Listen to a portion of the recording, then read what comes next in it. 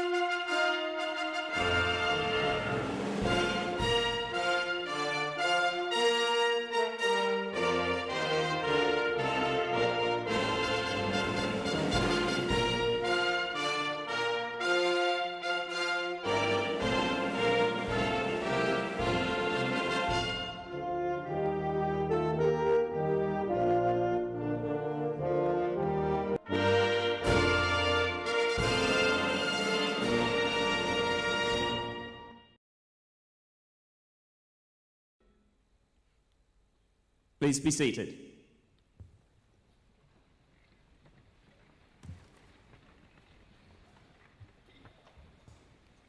Deputy Chancellor, distinguished guests, graduands, ladies and gentlemen, a warm welcome to you all for our 2018 graduation ceremony at RMIT Vietnam. Before we get started, I would like to acknowledge RMIT's Vice Chancellor, Mr. Martin Bean, our Deputy Chancellor, Ms. Janet Latchford, President of RMIT Vietnam, Professor Gail MacDonald, Deputy Vice Chancellor, Professor Andrew McIntyre, Pro-Vice Chancellors, Professors Ian Palmer, Peter Colo, and Paul Goff, our Deputy Pro-Vice Chancellors and members of the RMIT Vietnam Executive, RMIT staff and alumni, and our distinguished guests, Mr. Pham That Thang, Vice Chairman of the National Assembly Committee for Culture, Education, Youth and Children, His Excellency, Mr. Craig Chittick, Australian Ambassador to Vietnam, Mr. Trang Vũ Hoài, our keynote speaker, Mr. Lê Quoc Văn, our keynote speaker, our RMIT honorary doctorate recipient from 2015, representatives from our industry partners and representatives from our partner high schools, Hưng Yên High School for the Gifted, Lomonosop High School, Lý Thái Thổ High School, Phan Đen Phom High School, Singapore International School, Wellspring School, Vietnam Australia International School, and Khao Giấy High School. And most importantly, I'd like to acknowledge our graduating students, as well as your friends and family members here today. And now, to officially get us underway, please welcome the President of RMIT Vietnam, Professor Gail MacDonald.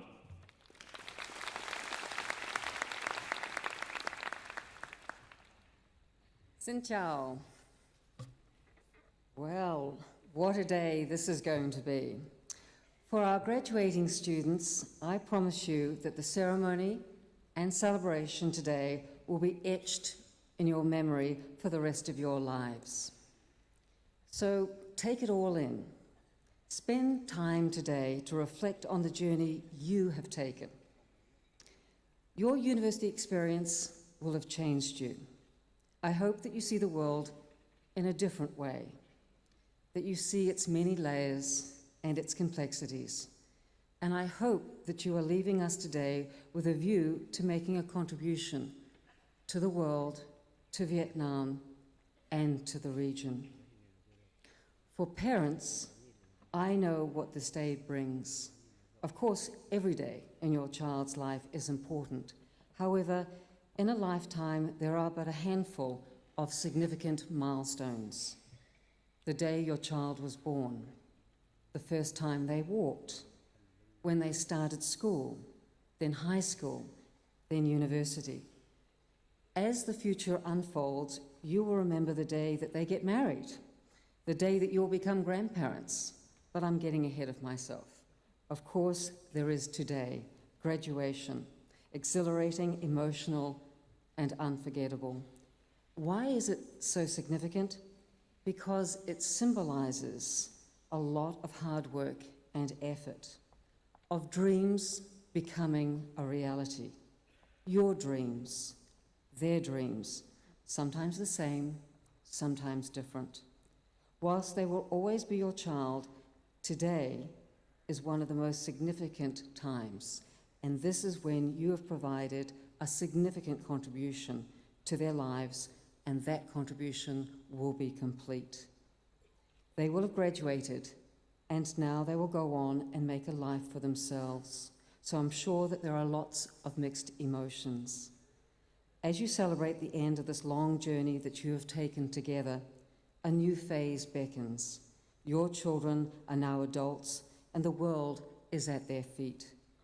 So it is my great honor to welcome you all here today to mark this special occasion. So let's get started. Thank you. Come on.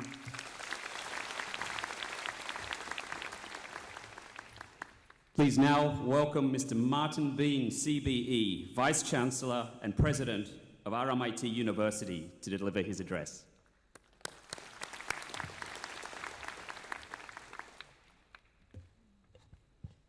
Deputy Chancellor, honoured guests, staff, graduates, family and friends.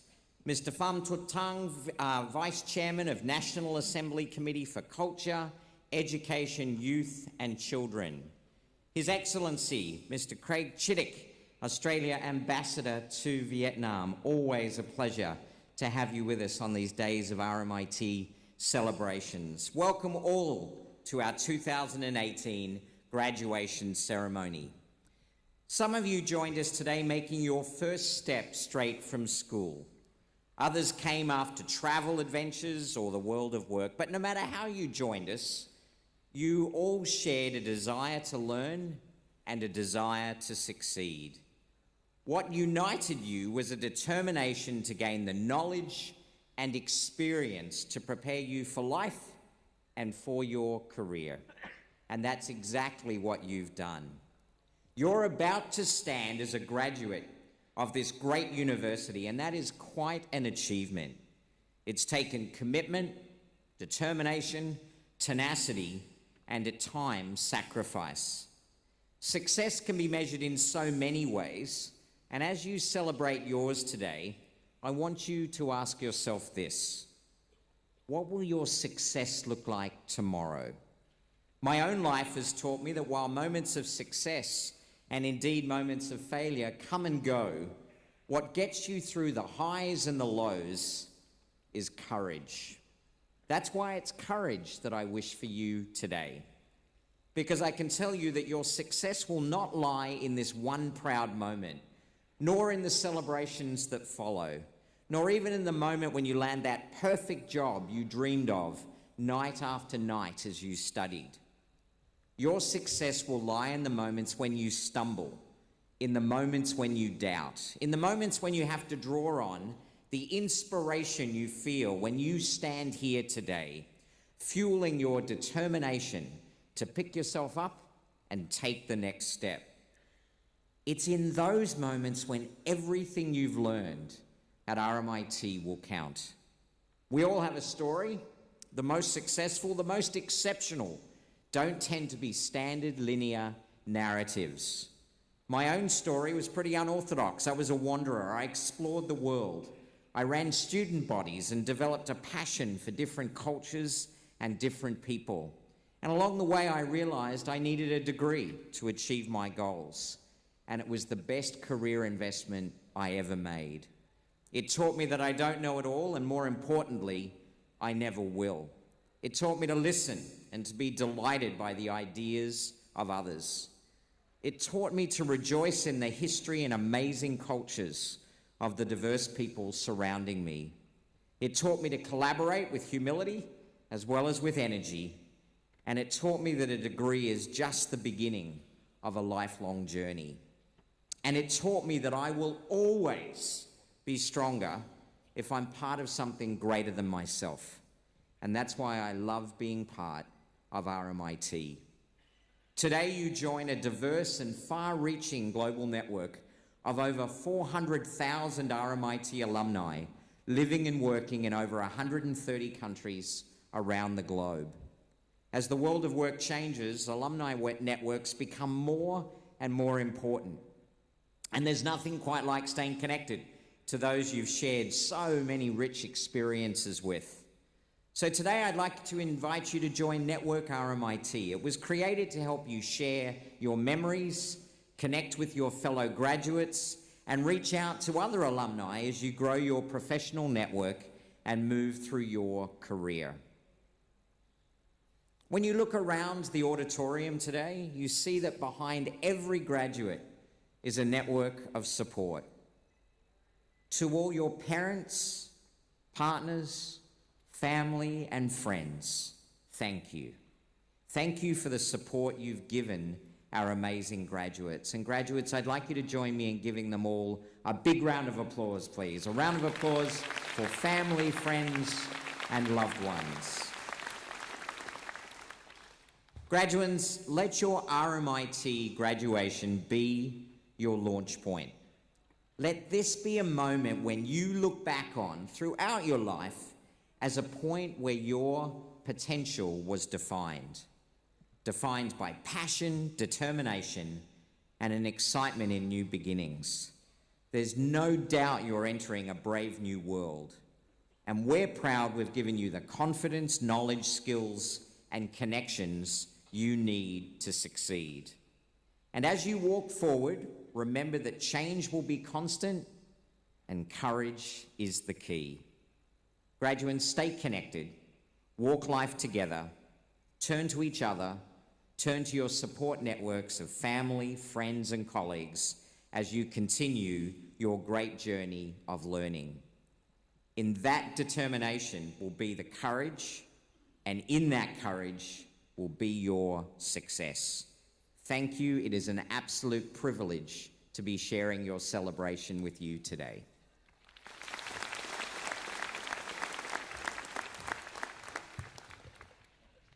I'd like to now invite Ms. Janet Latchford, Deputy Chancellor of RMIT University, to conduct the formal conferral ceremony.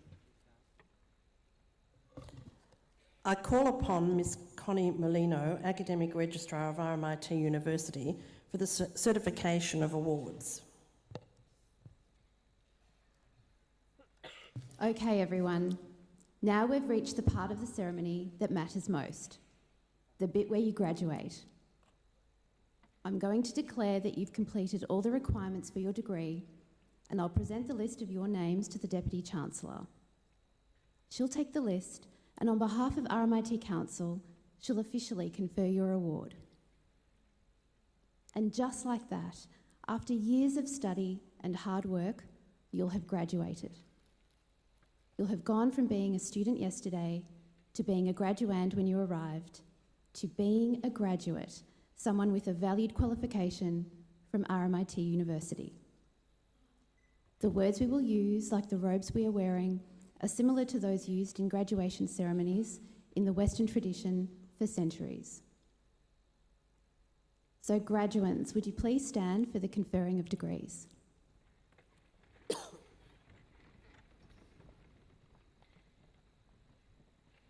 Deputy Chancellor, I certify to you that the candidates presented here today have fulfilled the conditions prescribed for admission to the named awards of the Royal Melbourne Institute of Technology and are entitled to be admitted to the rights and privileges of these awards.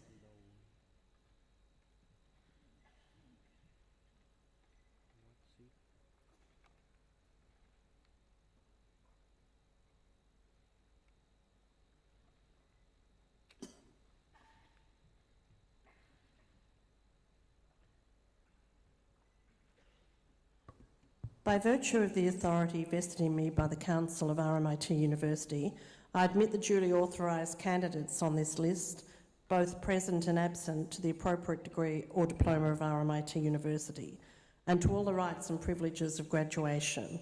Congratulations to our new graduates.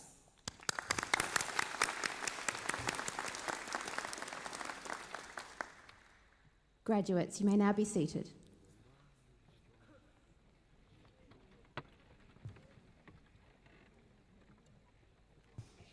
It's our honour to have with us today Mr. Pham That Thang, Vice Chairman of the National Assembly Committee for Culture, Education, Youth and Children, who will now give a congratulatory message to our graduates.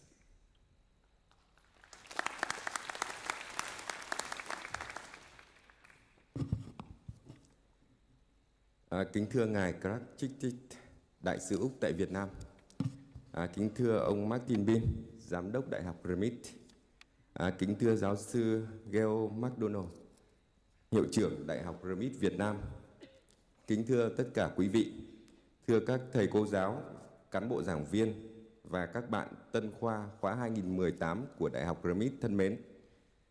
Kính thưa quý vị, hôm nay tôi rất vui mừng đến tham dự và phát biểu tại lễ tốt nghiệp năm 2018 của Đại học RMIT ở Hà Nội.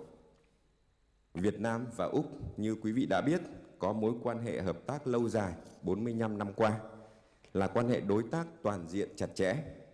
Trong các lĩnh vực hợp tác thì hợp tác về giáo dục đào tạo có vai trò rất quan trọng, mà Đại học RMIT là một minh chứng rõ nét cho mối quan hệ hợp tác song phương tốt đẹp giữa Việt Nam và Úc. Với hơn 17 năm hoạt động tại Việt Nam, RMIT đã không ngừng phát triển và củng cố thương hiệu cũng như uy tín là đại học quốc tế hàng đầu tại Việt Nam. Nhà trường đã đào tạo hơn 13.500 cử nhân, thạc sĩ và tiến sĩ, đóng góp tích cực vào việc phát triển nguồn nhân lực có chất lượng cao cho quá trình phát triển kinh tế xã hội và hội nhập quốc tế sâu rộng của Việt Nam. Chúng tôi ghi nhận những đóng góp tích cực của Đại học RMIT không chỉ trong việc cung cấp chương trình giáo dục có chất lượng, đào tạo nguồn nhân lực, mà còn trong những hoạt động chia sẻ kinh nghiệm và cách làm tốt với các trường, đại học, học viện và cộng đồng giáo dục ở Việt Nam. Các bạn tân khoa thân mến, lễ tốt nghiệp là một thời khắc quan trọng và niềm vinh dự to lớn đối với các bạn và gia đình các bạn. Tôi hy vọng và tin tưởng rằng với nền tảng kiến thức và kỹ năng có được từ những năm tháng học tập tại RMIT, các bạn sẽ gặt hái được nhiều thành công trong thời gian tới và sẽ là những công dân tốt có nhiều đóng góp cho tổ chức, cộng đồng và tổ quốc của chúng ta trong thế giới không ngừng phát triển như hiện nay. Các bạn cũng cần lưu ý rằng tốt nghiệp không phải là kết thúc giai đoạn học tập, mà nó là cái mốc để các bạn bước vào xã hội với tư cách là một thành viên trọn vẹn, và nó là điểm khởi đầu quá trình tự học, tự hoàn thiện, tự kích lũy kiến thức mà cả cuộc đời. Suốt cả cuộc đời, nhất là hoàn thiện bản thân để chúng ta không bị tụt hậu. Tương lai của các bạn ở trong tay các bạn, tương lai của đất nước và cả thế giới có phần đóng góp của các bạn. Chúc các bạn thành công. Trước khi ngừng lời, tôi muốn nói lời chúc mừng nhà trường, chúc các thầy cô giáo và các bạn tân khoa về những thành tựu và dạy và học đã đạt được trong những năm vừa qua. Chúc Đại học RMIT Việt Nam ngày càng phát triển. Xin cảm ơn và chúc quý vị và các bạn sức khỏe, hạnh phúc và thành công. Chúc buổi lễ của chúng ta thành công tốt đẹp.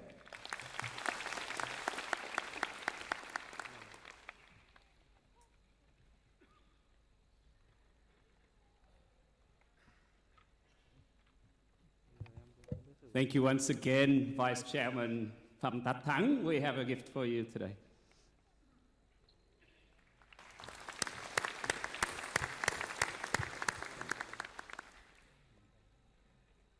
Our keynote address today is to be given by Mr. Trần Vũ Hoài, Vice President, Sustainable Business and Communications, Unilever, Vietnam. Mr. Hoài graduated from Hanoi Foreign Trade College in 1983 and obtained an MBA from Harvard Business School in 1994 under the World Bank Scholarship and Fulbright Scholarship programs.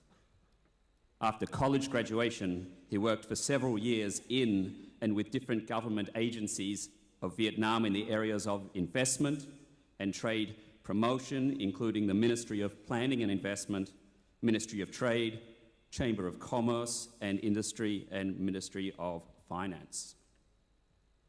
Hoài has more than 10 years of entrepreneurial experience as the co-founder and managing director of a leading investment consulting and public relations firm in Vietnam, where he remains as chairman. Simultaneously, he joined Unilever Vietnam in 2004 as vice president, Sustainable Business and Communications, in which he leads Unilever's sustainable living plan, agenda, and activities, some of which have been adopted as Unilever's global best practice. Mr. Hoài is also a member of the steering committee of CraftLink, an NGO helping local craft producers, and a member of the board of Song Foundation. Please now welcome Mr. Trần Vũ Hoài.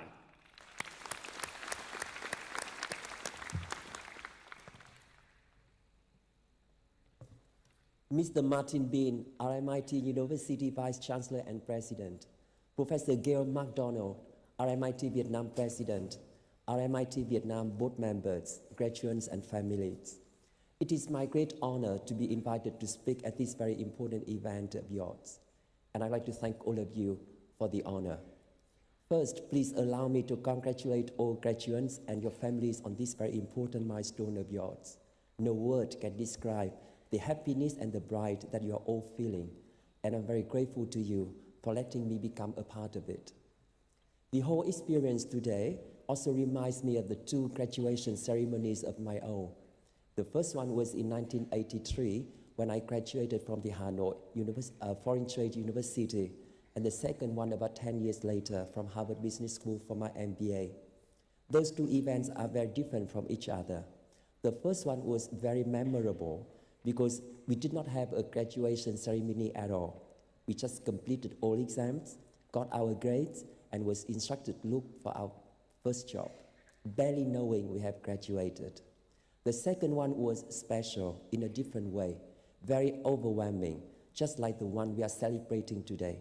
But on both occasions, one thing remains the same, the feeling of excitement and joy and pride, exactly as you all are feeling today. Today marks the beginning of a new chapter in your life. I know how excited and eager you are to go out there and conquer the world, a very fast-changing world, as you know. And I'm very confident you will enjoy that new journey, creating positive impacts to your life and to the lives of those around us, because you have been very well prepared and equipped for that journey.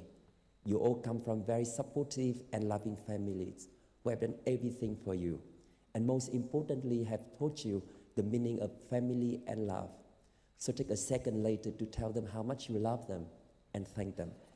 You all have graduated from one of the most prestigious education institutions in the world, which has enabled you to acquire and understanding the importance of knowledge. For that, I want to congratulate all of you. A long time ago, I read a book called The Lucky Factor, a very interesting and serious study into a theory that we can create our own luck and opportunities. The study also points out the key qualities of those who can create luck for themselves. The very first quality is being open in its complete meaning. I truly believe it is an important quality that will enable all of us to further develop ourselves and to become our best for the good of our society and our family. I have learned this very useful lesson and have seen the benefits of it. Therefore, I want to share the lesson to you today. Earlier, I mentioned the two graduation ceremonies of my own. With the first one in 1983, I had no clue what was waiting for me out there and how I was going to cope with it. Indeed, I was very scared. My first day at work, a state-owned import and export company, was as miserable as my first meeting with my future in-laws. I thought I had nothing to help me to do my work well. With the second graduation in 1994, on the contrary, I assumed I had it all. A degree from one of the top business schools in the world, one of the very few Vietnamese being able to do so when the whole world was watching Vietnam with curiosity and excitement. Luckily, I was fast proven wrong in both occasions. I managed to survive on both cases with the lesson I share here today. In retrospective, I can say graduation is actually the completion of one thing and the commencement of the next thing, no matter how big or small. We just need to enjoy it and stay open to whatever awaits us. The lesson is even more relevant today as we are living in a world where technology is fundamentally changing the way we work, communicate, and interact at a speed we never know before. So in your journey to conquer the world, please stay open, especially to the ideas you may not like, to the people you may not like, and to any circumstances you may find challenging. The second quality in the book is being useful. I'm very lucky to have experienced both a rewarding entrepreneurial journey and a corporate working life, both simultaneously for a long time. I was offered my current job at Unilever Vietnam when I was actually running my PR and communication firm in Vietnam that a friend of mine at Harvard Business School and I started when we came back to Vietnam after graduation. I was lucky enough to join Unilever without having to give up my role in my old firm. And as of today, I have been with Unilever Vietnam for almost 15 years. The reasons I stayed with the company for so long are many. It being the most successful foreign invested FMCG company in Vietnam, it being the employer of choice, among students for many, many years, and also a role model for Vietnam as a sustainable business. But the most important reason of all is it allows me to live my purpose in life, which is being useful to myself, to my family, and to my Vietnam. In Unilever, we have a mission: make sustainable living commonplace. Living our purpose as a company has enabled me to make contributions, even as a small team member, to the improvement of health and hygiene and the enhancement of livelihood for the Vietnamese people, especially poor people and women. Being useful does not have to be big. Sparing 1 minute to listen to your friend's problem, giving a hand to your colleagues having difficulties with the project, or even simply asking, "What can I do for you?" to a family member who is feeling down.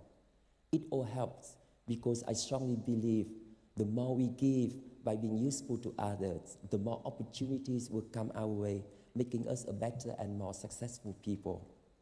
And finally, being positive. I can say this is the one weapon that has helped me tremendously through my all up and downs in life.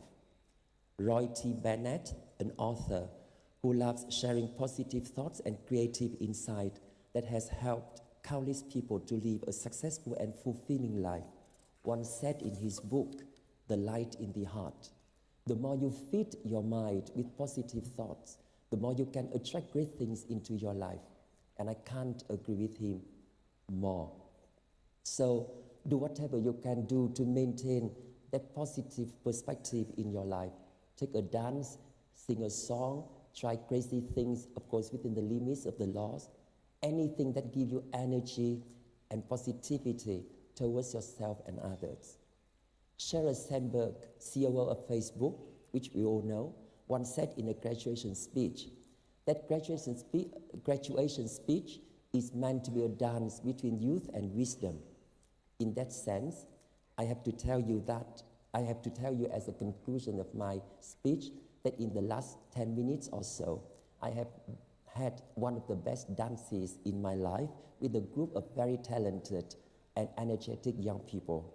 And I hope you guys have also had a good dance with an older, open guy who at least has the wisdom of a smiling face and has the positive thoughts about your successful journey ahead.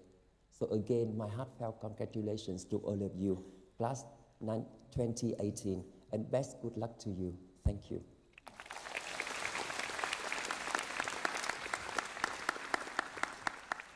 Thank you so much, Mr. Hai, for your very considered and valuable words. The President's Award goes to the undergraduate student who embodies everything we would wish our graduates to exemplify: high academic achievement, social responsibility, and service to the university community. The 2018 President's Award for the Hanoi campus goes to Nguyễn Đăng Quang. I'd like to invite the President of RMIT Vietnam, Professor Gail MacDonald, to present Quang with his award. Following the presentation, Quang will say a few words.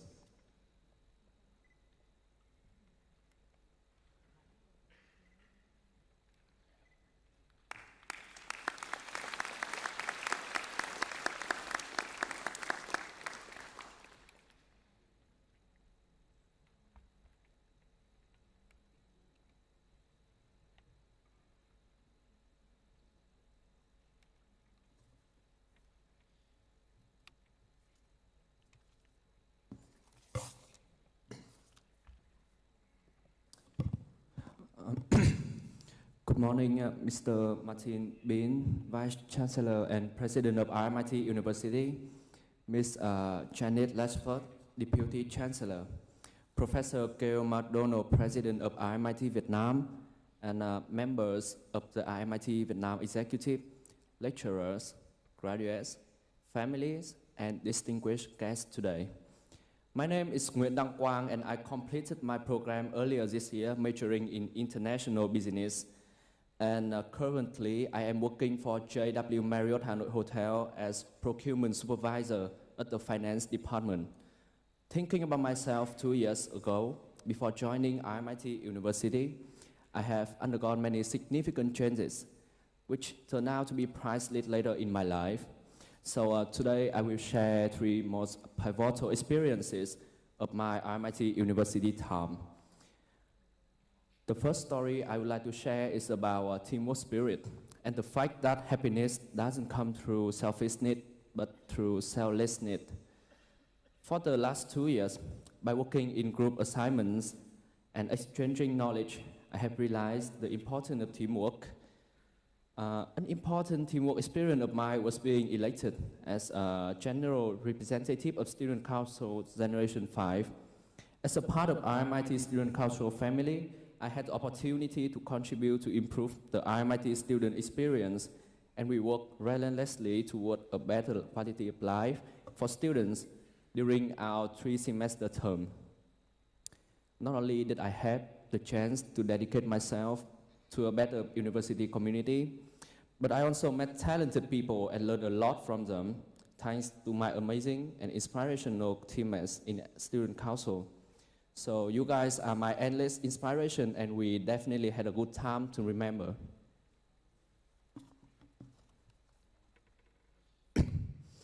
My second story is about leadership and social responsibility.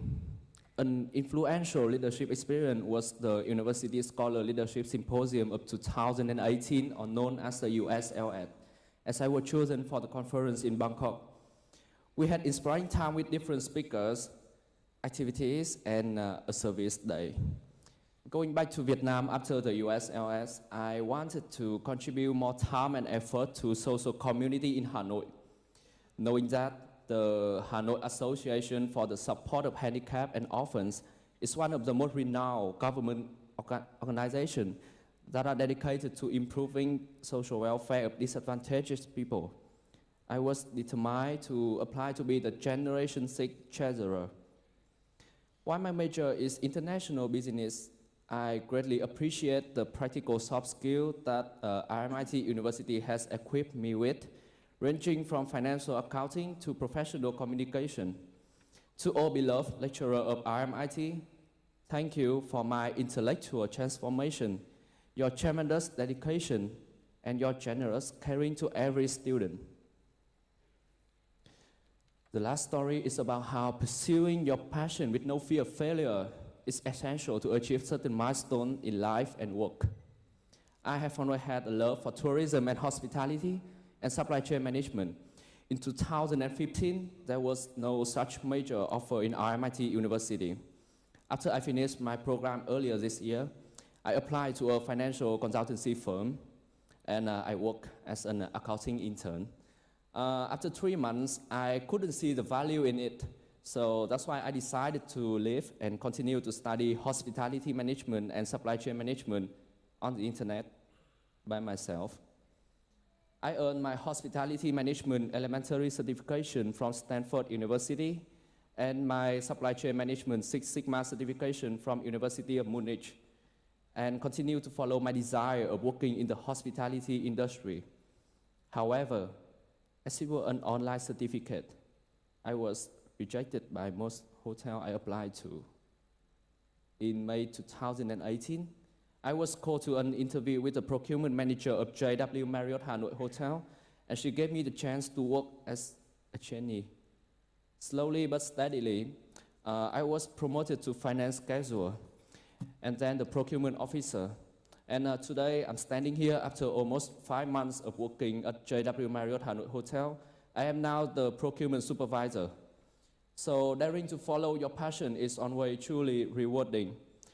I want to encourage you, confident and talented student of RMIT University, to step out of your acquaintance circle and take on totally new challenges, because life begins at the end of your comfort zone. It is a real honor for me to graduate from RMIT University and acknowledge the true power of education. I am incredibly grateful for the remarkable friendship, wisdom, and knowledge that were born from this life-changing university time, and extremely thankful to all lecturers, staff, parents, friends, brothers, and sisters in RMIT who made this experience for me not only possible, but truly unforgettable. Thank you for listening.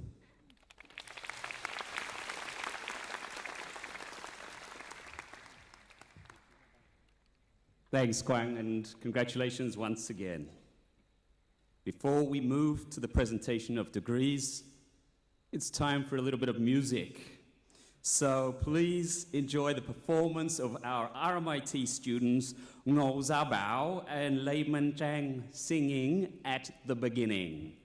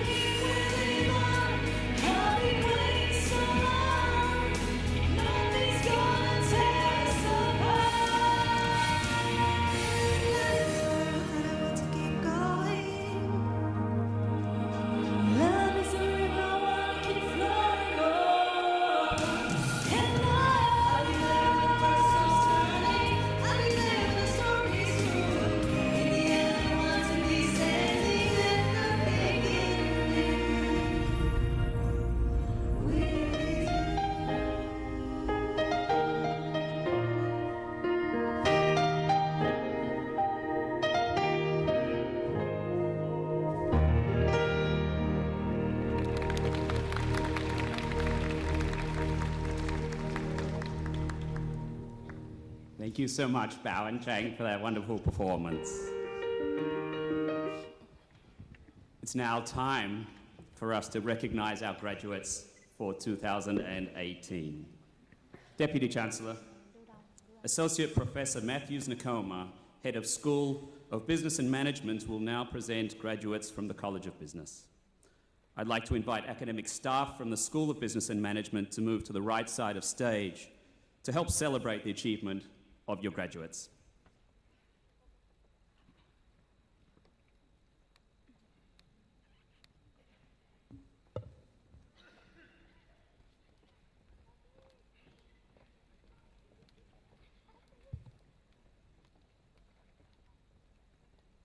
Deputy Chancellor, before we make the presentation to our Vietnam graduates, we would like to recognize our colleague, Dr. Du Thi Ha Lan, who was awarded her PhD from RMIT in July this year.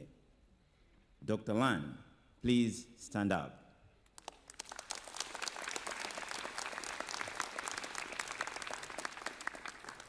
Let's congratulate her for her achievements.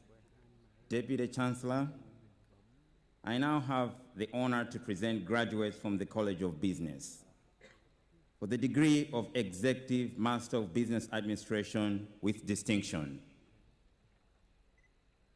Thạc sĩ Quản trị Kinh doanh, cấp quản lý, loại giỏi. Nguyễn Minh Hiền.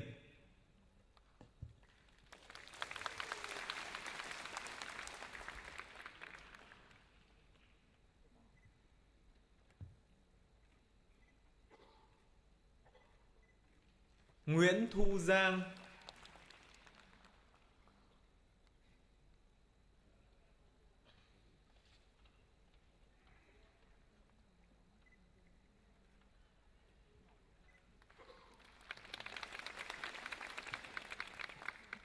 For the degree of Master of Business Administration. Thạc sĩ Quản trị Kinh doanh. Lê Thu Thảo.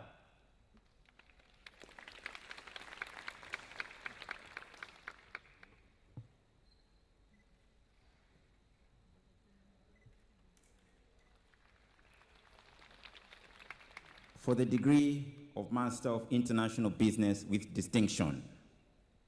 Thạc sĩ Kinh doanh Quốc tế, loại giỏi. Trần Vi Anh.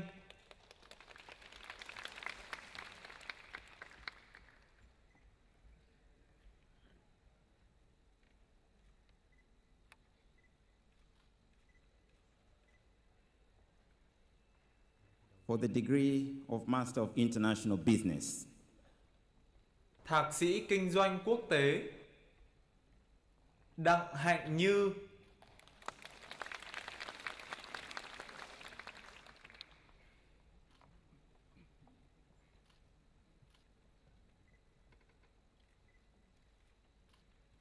Đỗ Quang Huy.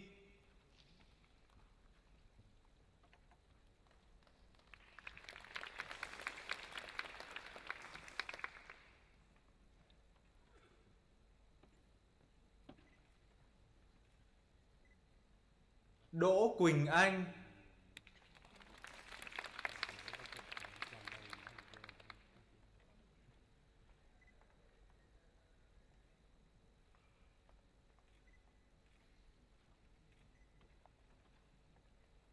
Đỗ Trọng Hưng.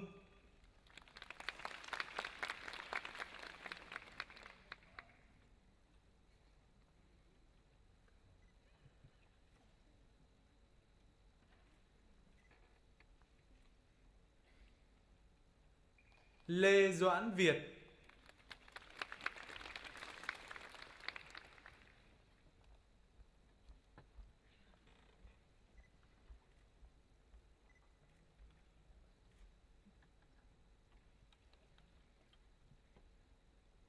Lê Thanh Thủy.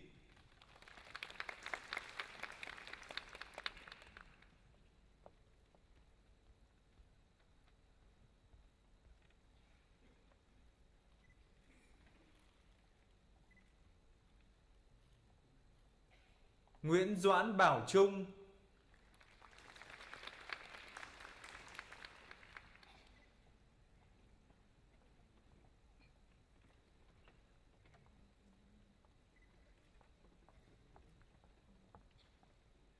Nguyễn Trần Phương Thảo.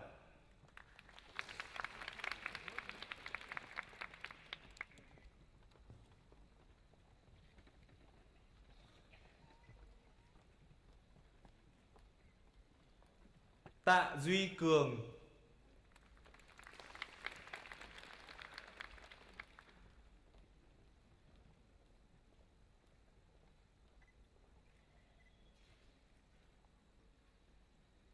Trương Trà My.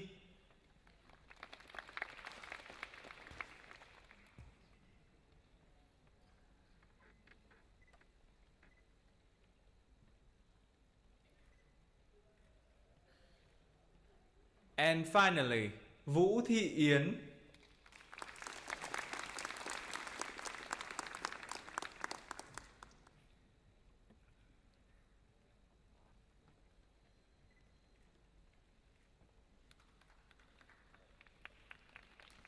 For the degree of Bachelor of Business Accountancy with distinction. Cử nhân kinh doanh, kế toán, loại giỏi. Bạch Mai Anh.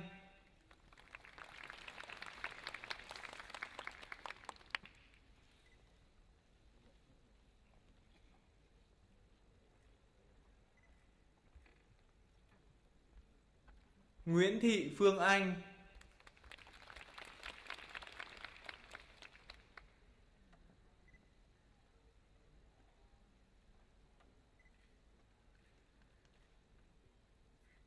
And finally, Trần Thị Thảo Vân.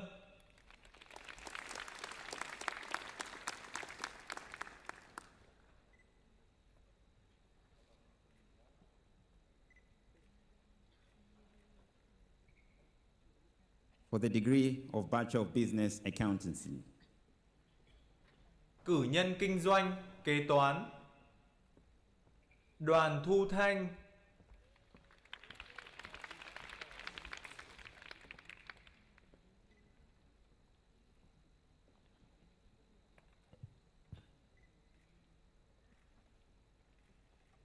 Hoàng Thái Phiên.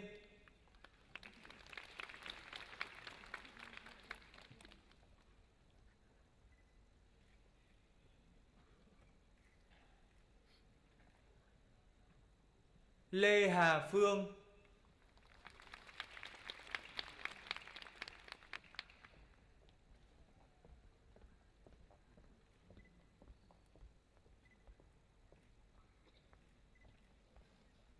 Lê Hải Trang.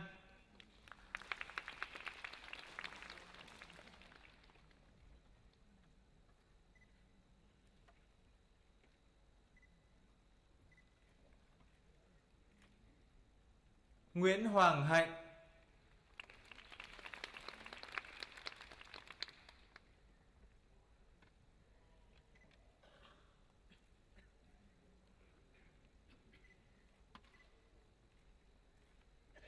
Nguyễn Hương Ly.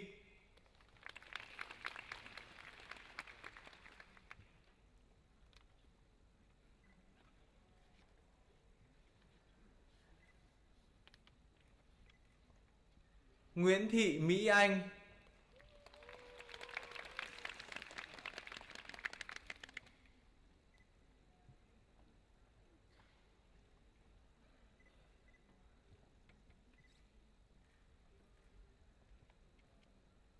Phạm Lan Phương.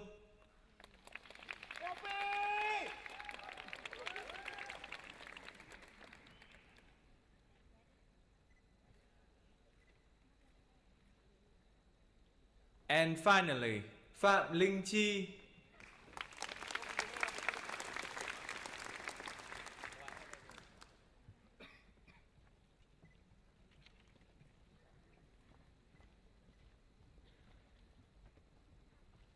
For the degree of Bachelor of Business, Economics and Finance with distinction.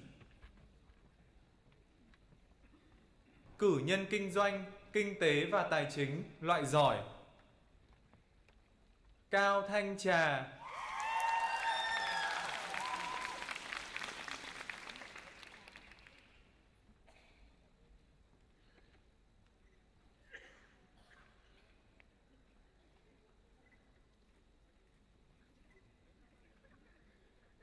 Trử Phương Anh,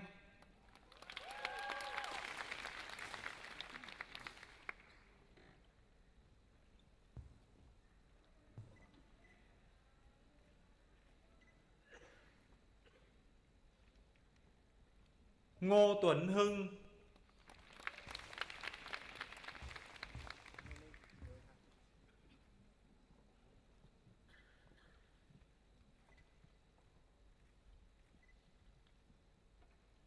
Nguyễn Hoàng Long,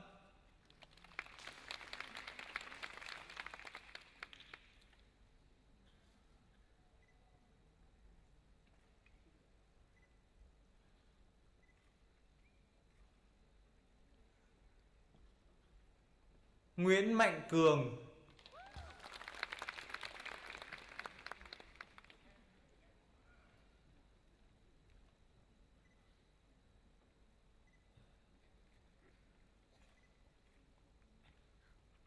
Nguyễn Thị Hải Trang,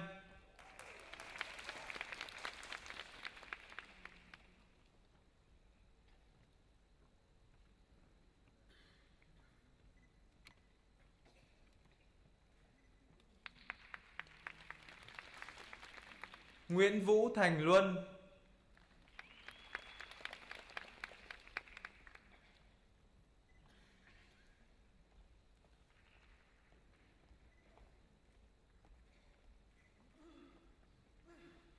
Phạm Lưu Vi,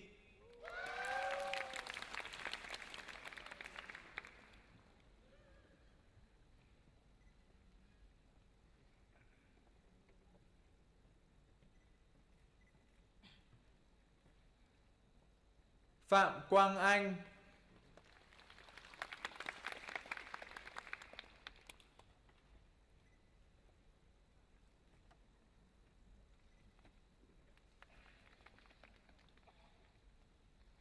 and finally, Trần Minh Nhật.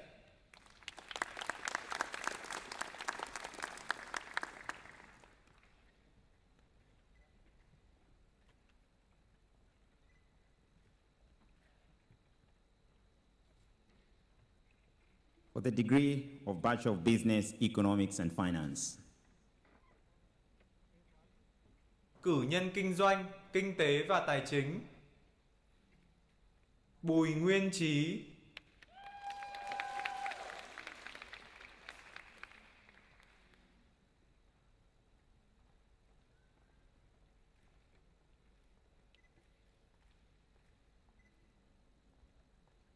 Bùi Thị Thanh Hà,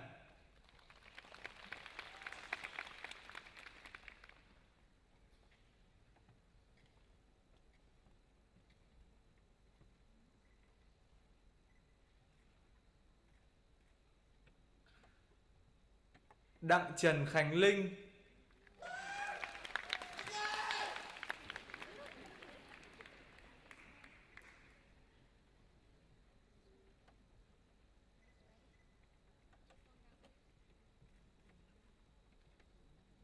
Hoàng Huy Hiếu,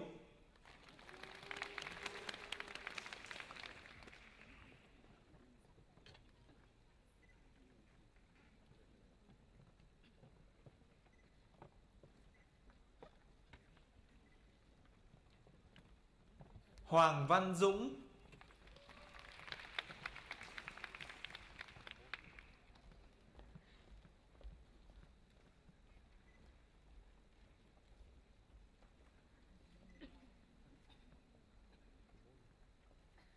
Lã Xuân Hùng,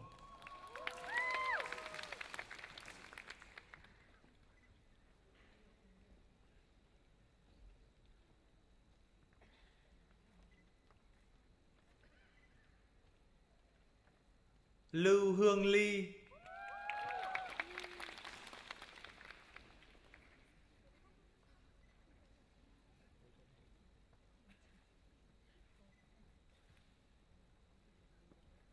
Nguyễn Hoàng Linh,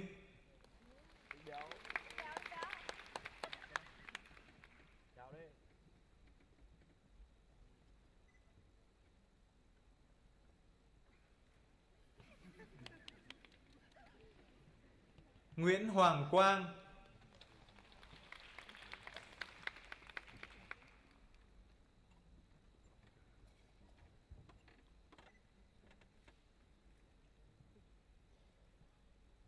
Nguyễn Quang Minh,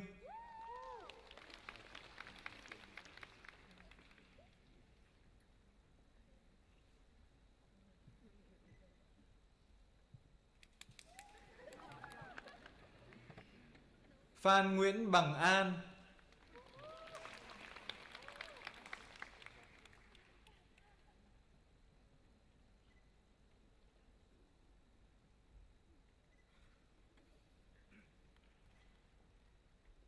Trần Hà Khoa,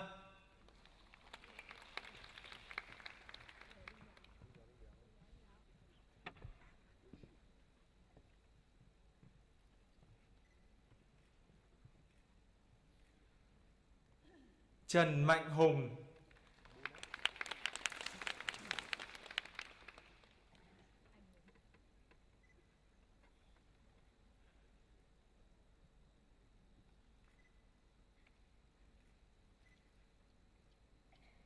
Trần Trường An,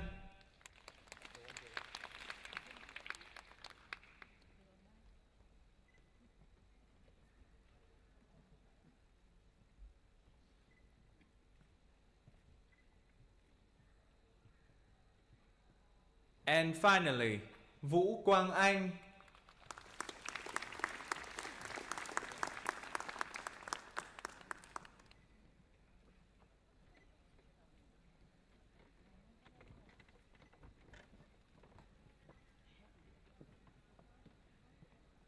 For the degree of Bachelor of Business Information Systems with distinction.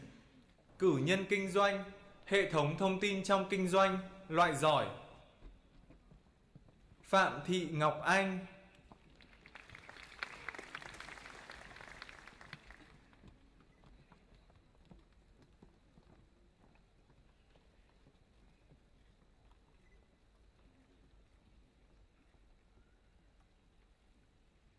For the degree of Bachelor of Business International Business with distinction. cử nhân kinh doanh quốc tế, loại giỏi. Bùi Khánh Linh,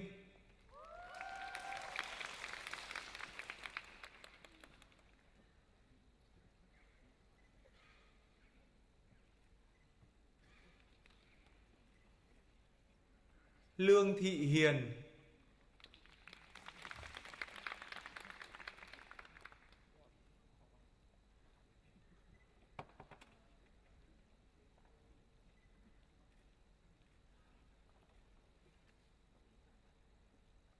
Nguyễn Đăng Quang,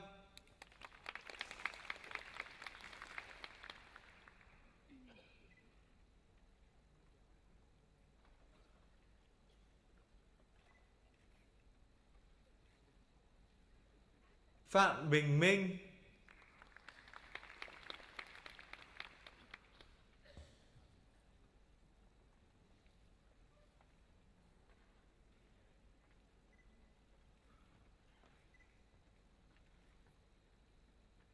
and finally, Trần Phương Linh.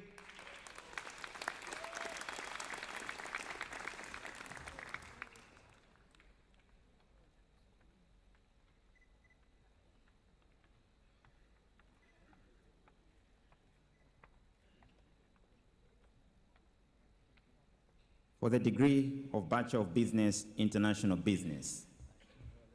Cử nhân kinh doanh quốc tế. Bùi Minh Hoàng,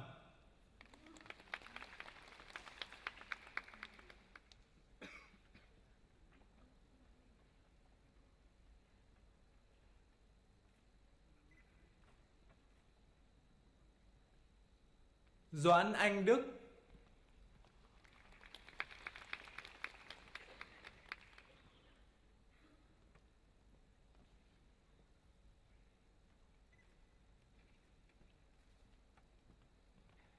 Hoàng Như Quỳnh,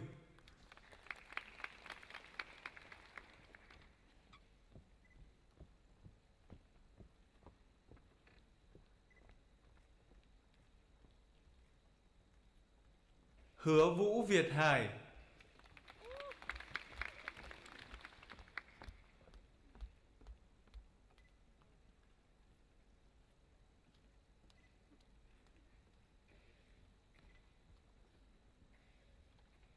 Lại Ngọc Anh,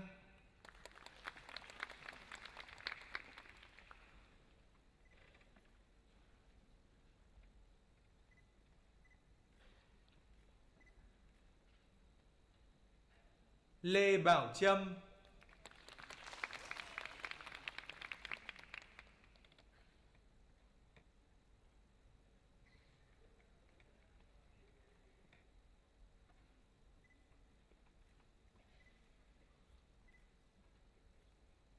Lê Đức Phát,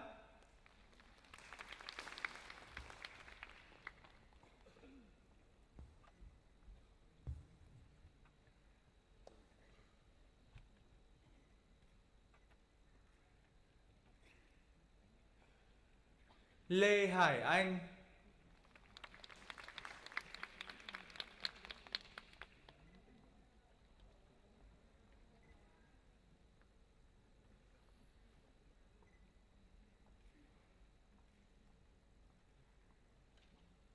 Lê Nhật Thành,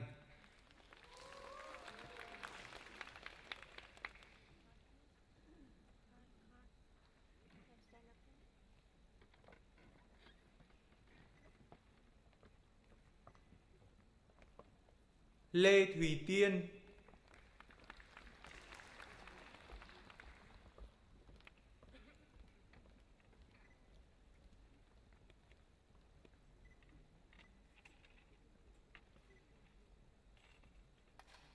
Nguyễn Hương Thảo,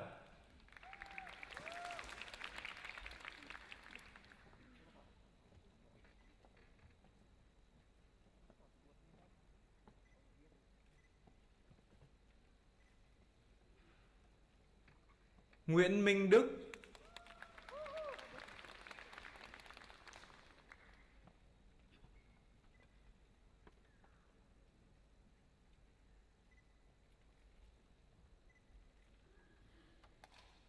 Nguyễn Ngọc Trang,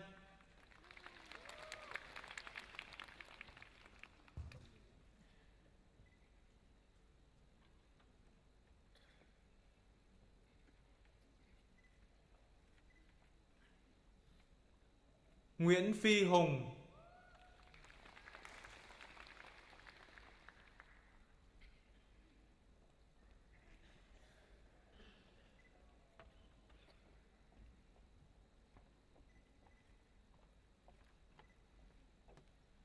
Nguyễn Quang Vinh,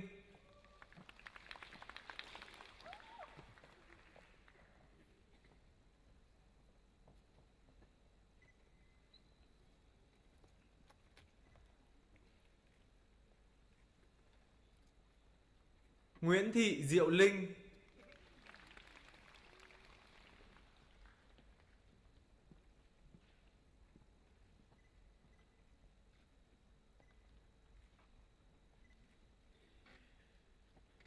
Nguyễn Vương Sơn Tùng,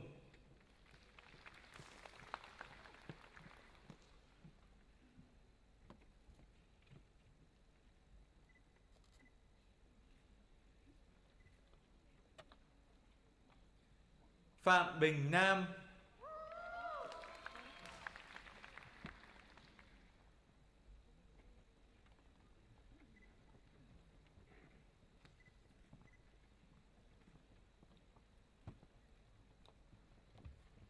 Phạm Duy Đạt,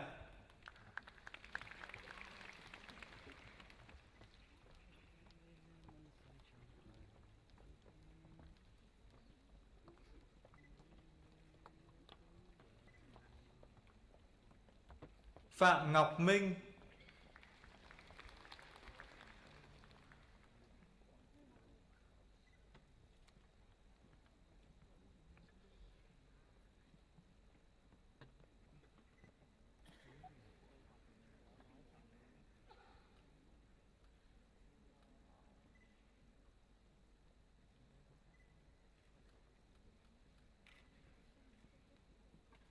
Phạm Quang Minh,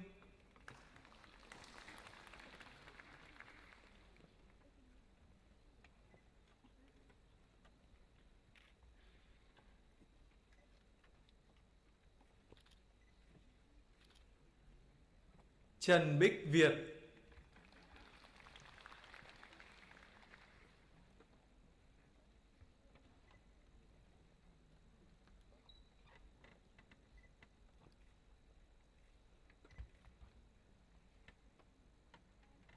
Trần Thu Trang,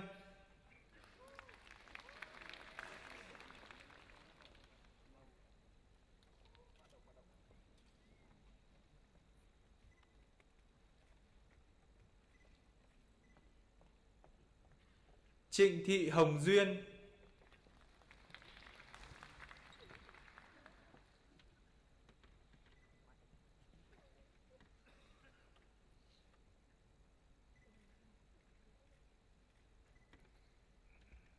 Trương Thị Hà Phương,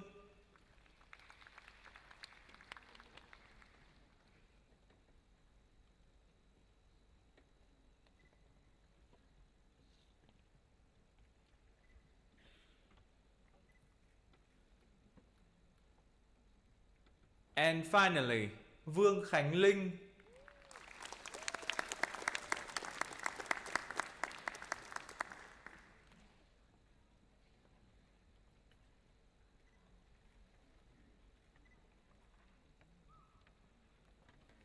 For the degree of Bachelor of Business Management with distinction. Cử nhân kinh doanh, quản trị loại giỏi. Lê Quỳnh Mai,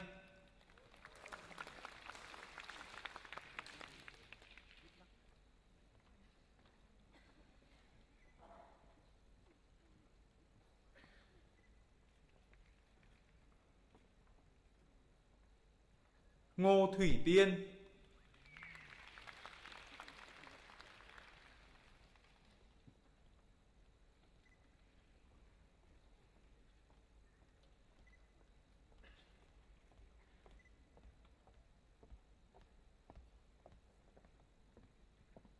For the degree Bùi of Bảo Nam,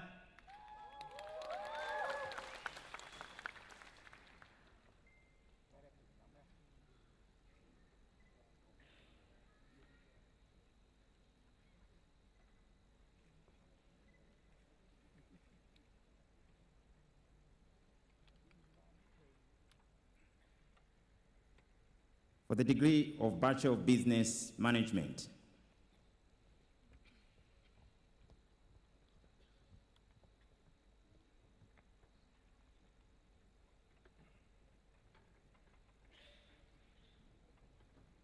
cử nhân kinh doanh, quản trị.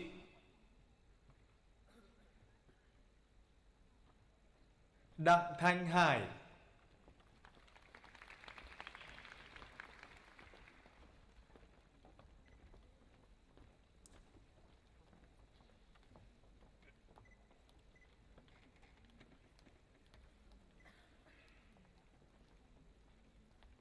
Lê Ngọc Anh,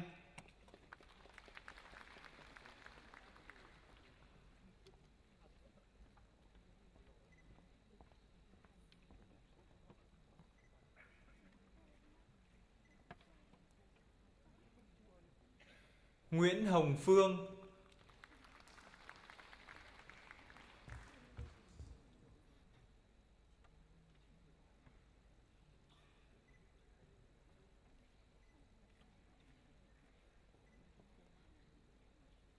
Nguyễn Minh Quân,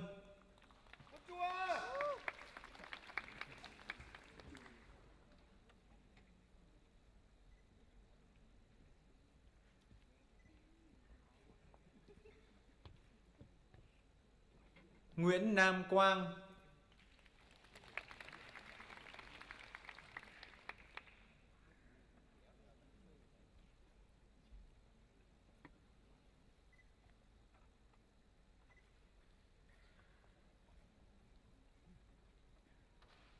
Nguyễn Thu Hải Hà,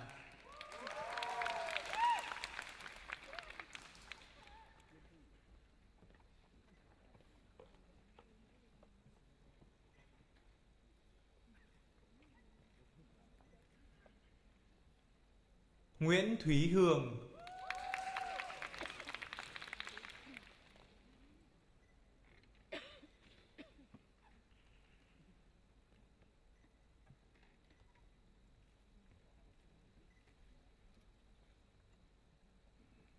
Sarah Divaputri Smith,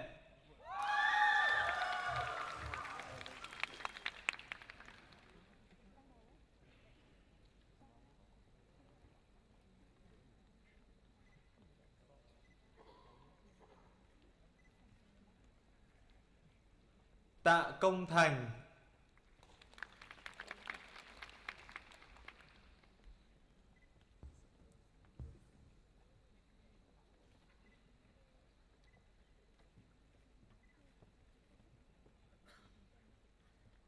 And finally, Vũ Quang.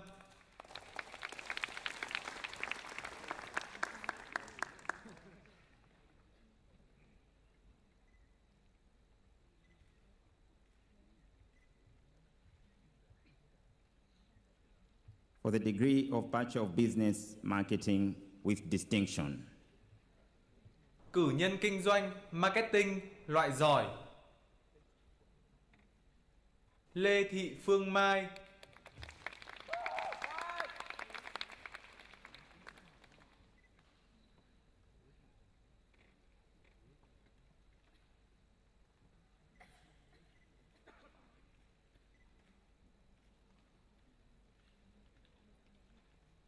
For the degree of Bachelor of Business Marketing. Cử nhân kinh doanh, marketing. De Vere Luick.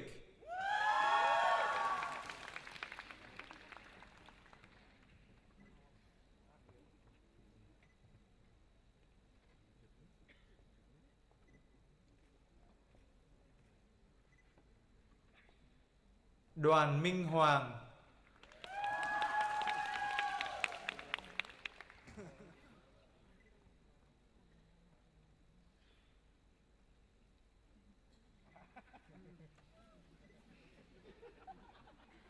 Chang Chae Yong.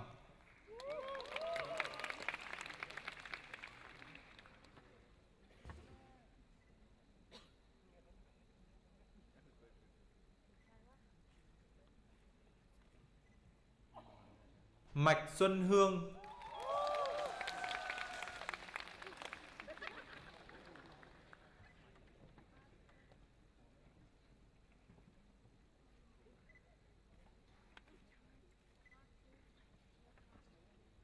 Nghiêm Xuân Quỳnh.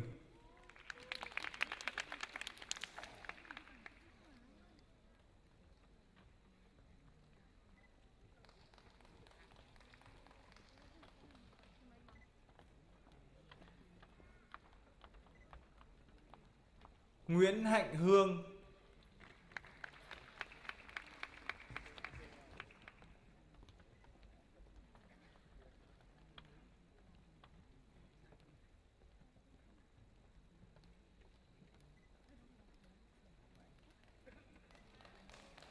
Nguyễn Hoàng Bảo Trinh.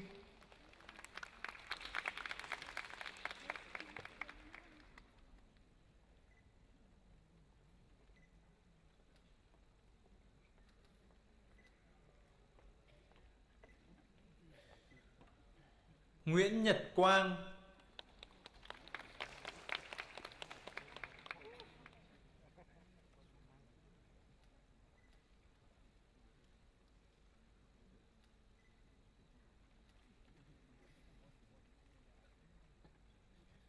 Nguyễn Thanh Thảo.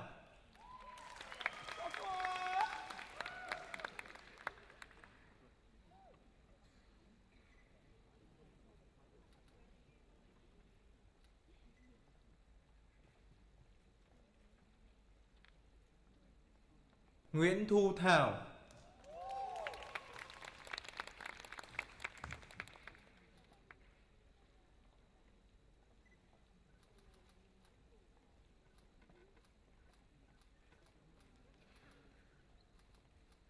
Nguyễn Việt Anh Sơn.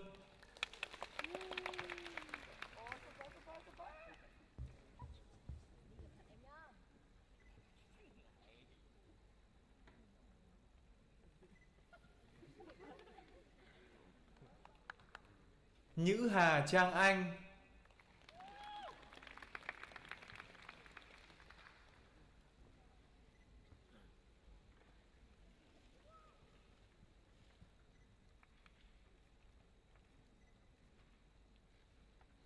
Phan Minh Quang.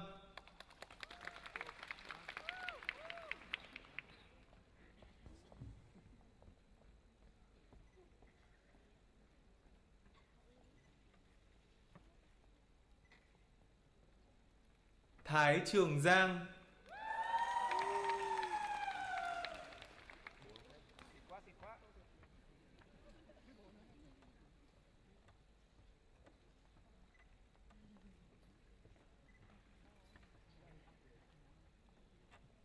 Trần Hồng Trà,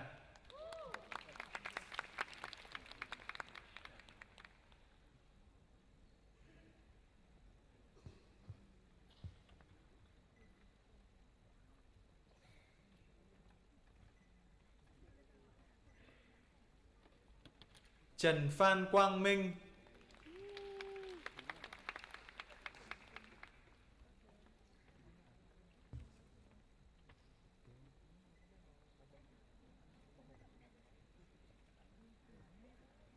Trần Tuấn Hà,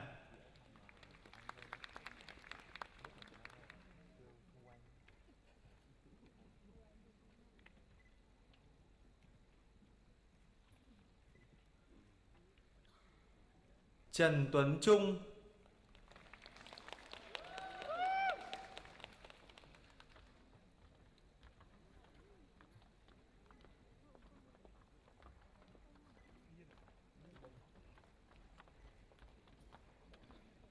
and finally, Trần Vũ Nam.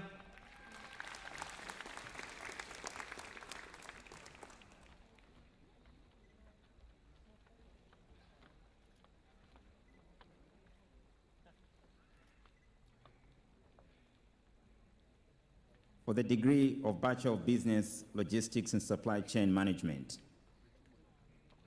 Cử nhân kinh doanh, quản lý chuỗi cung ứng và logistics, Bùi Đồng Nghiệp.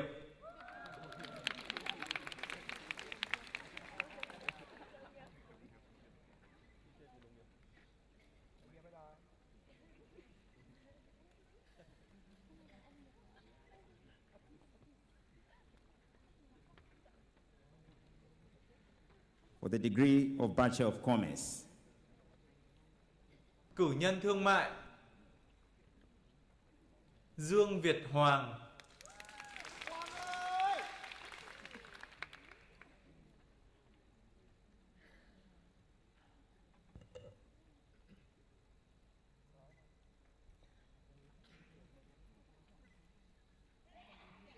Lê Thu Hà,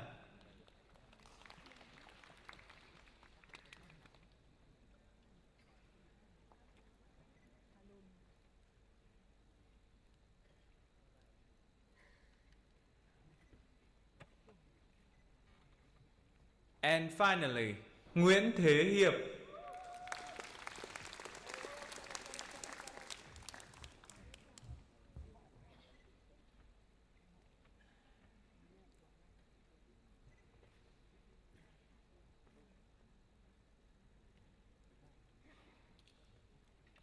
Deputy Chancellor, it is now my pleasure to present our outstanding graduates from the School of Business and Management.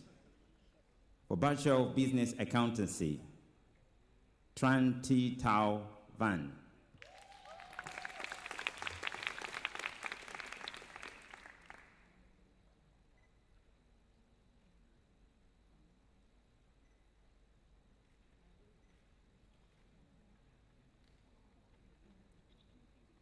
For Bachelor of Business, International Business, Tran Phong Lin.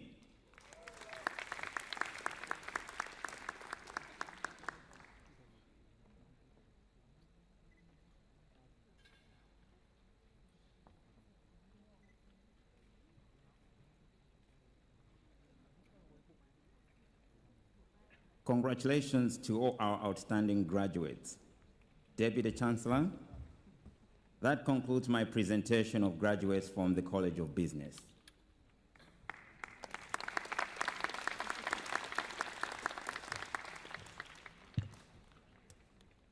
Deputy Chancellor, Professor Rick Bennett, Head of School of Communication and Design, will present graduates from the College of Design and Social Context.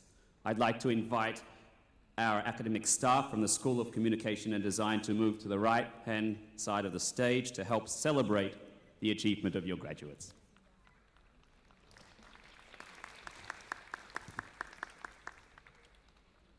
Deputy Chancellor. I have the honour to present graduates from the College of Design and Social Context. For the degree of Bachelor of Communication, Professional Communication with distinction. Cử nhân truyền thông chuyên nghiệp loại giỏi. Đào Cẩm Chi Lan.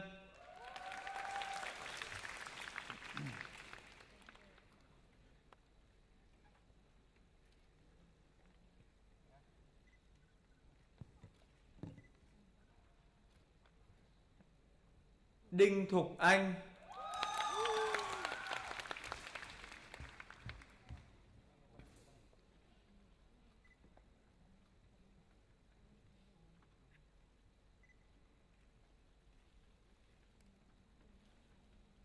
Đỗ Vân Anh.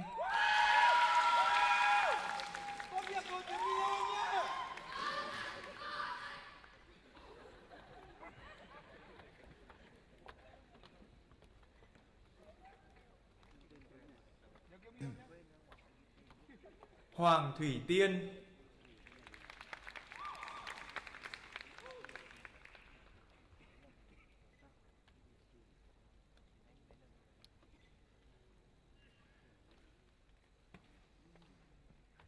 Lê Thục Hiền.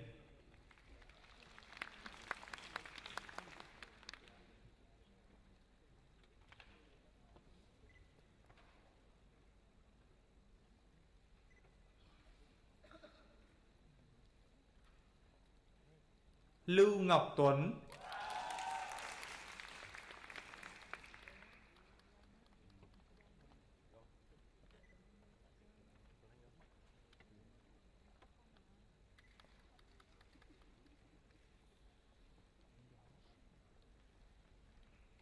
Nguyễn Minh Ngọc.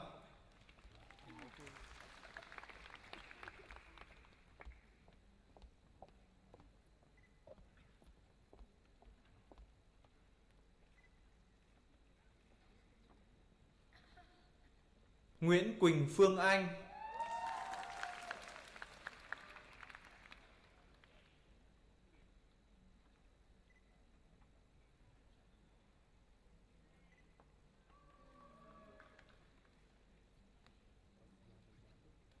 Nguyễn Vũ Mai Anh.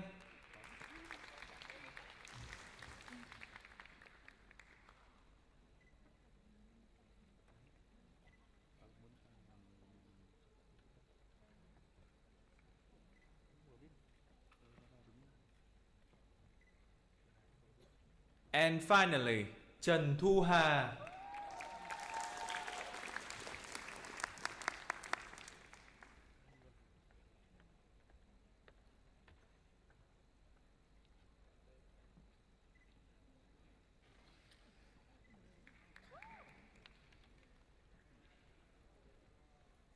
For the degree of Bachelor of Communication, Professional Communication. Cử nhân truyền thông chuyên nghiệp. Đặng Mỹ Linh.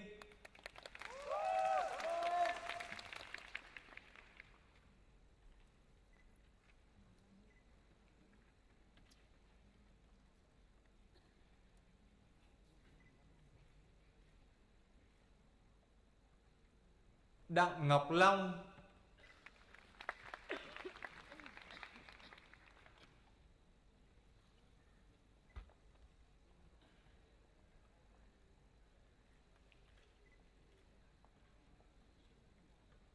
Đặng Thị Thanh Lam.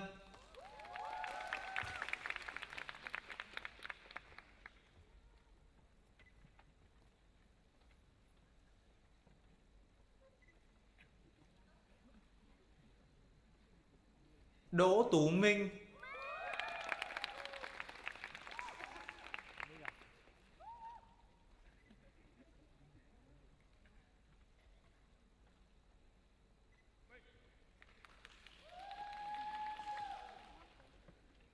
Đoàn Thị Mỹ Duyên.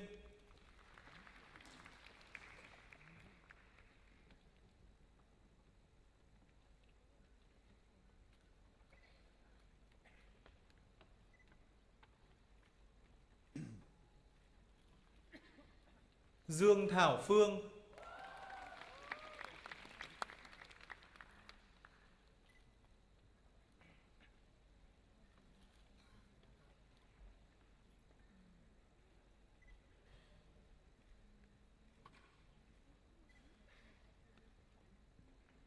Hàn Bảo Anh,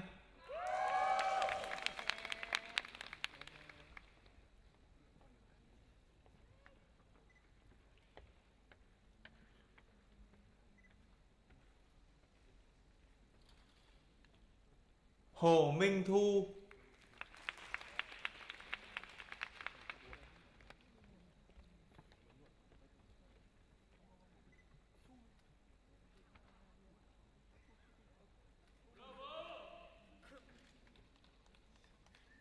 Hoàng Vũ Anh Tú,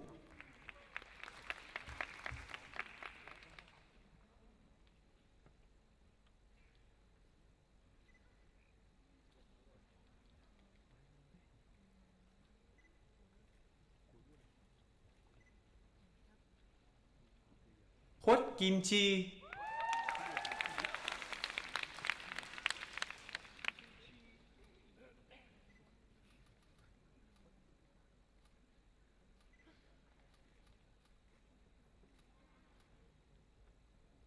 Lê Huyền Trang,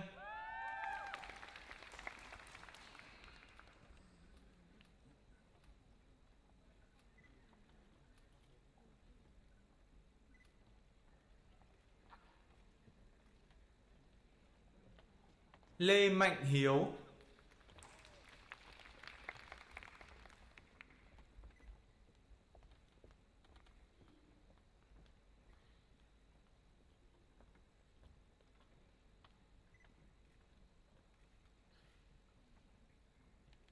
Lê Mỹ Hạnh,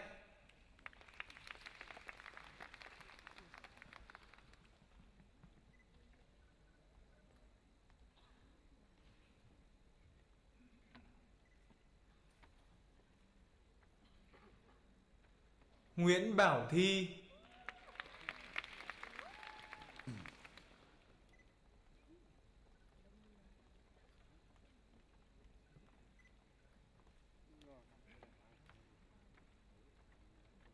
Nguyễn Khánh Quân,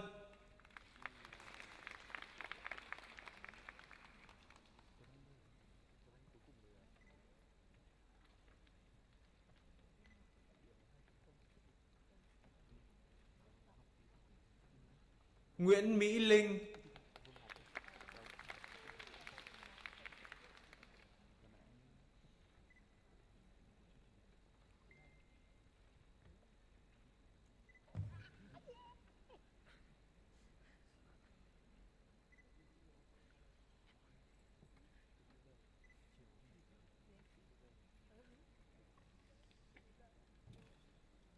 Nguyễn Phương Chi,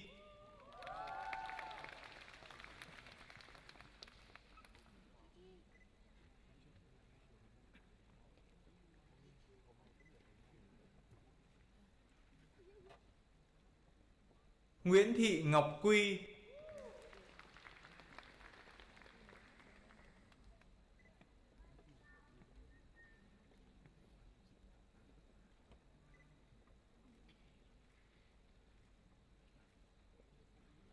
Nguyễn Thủy Tiên,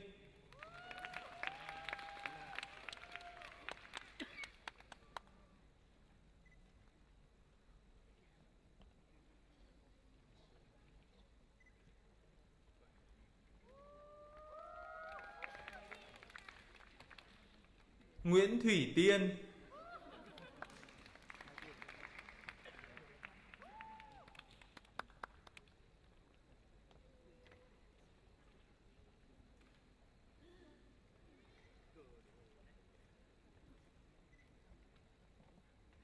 Nguyễn Tuấn Anh,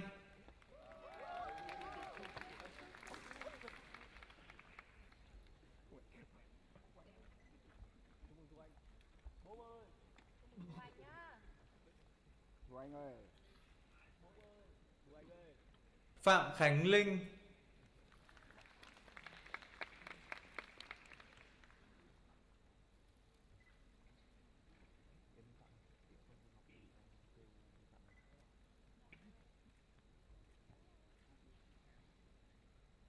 Phan Mỹ Linh,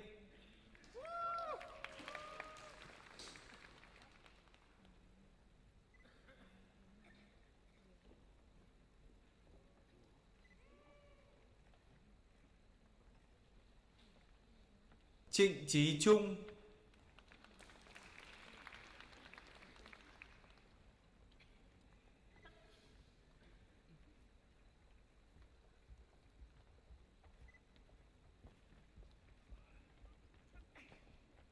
Vũ Quỳnh Châu,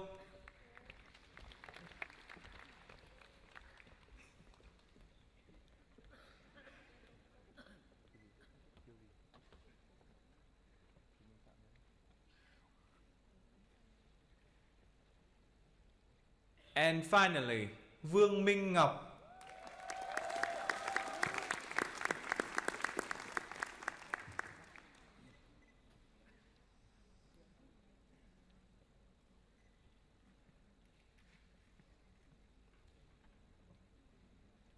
Deputy Chancellor, it is now my pleasure to present our outstanding graduate from the School of Communication and Design. For the Bachelor of Communication, Professional Communication, Huang Tui Tin.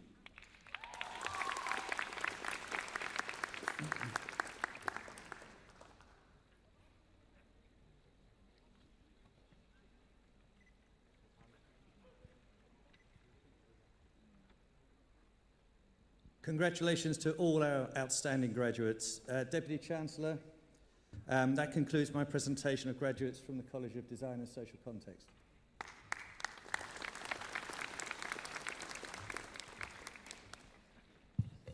Deputy Chancellor, Professor Peter Kolo, Pro-Vice Chancellor and Vice President, Science, Engineering and Health, will present our final graduate from the College of Science, Engineering and Health.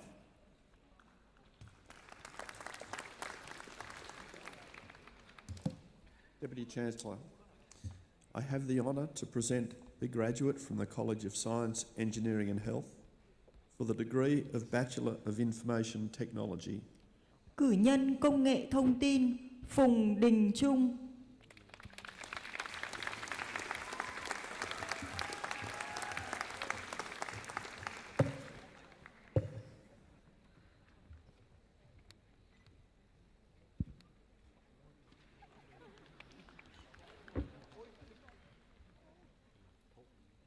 Deputy Chancellor, that concludes my presentation of the graduate from the College of Science, Engineering and Health, and for all graduates.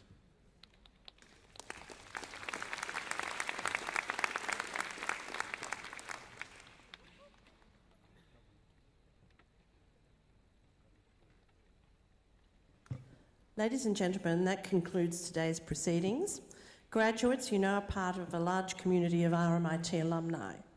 I encourage you to get involved with the alumni community, as it will enable you to stay in touch with the university and the friends that you have made here, and to develop professional networks to further your career.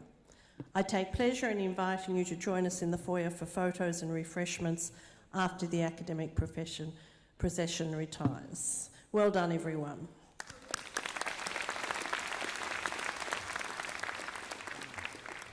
Ladies and gentlemen, please now stand for the removal of the mace and the exit of the academic procession.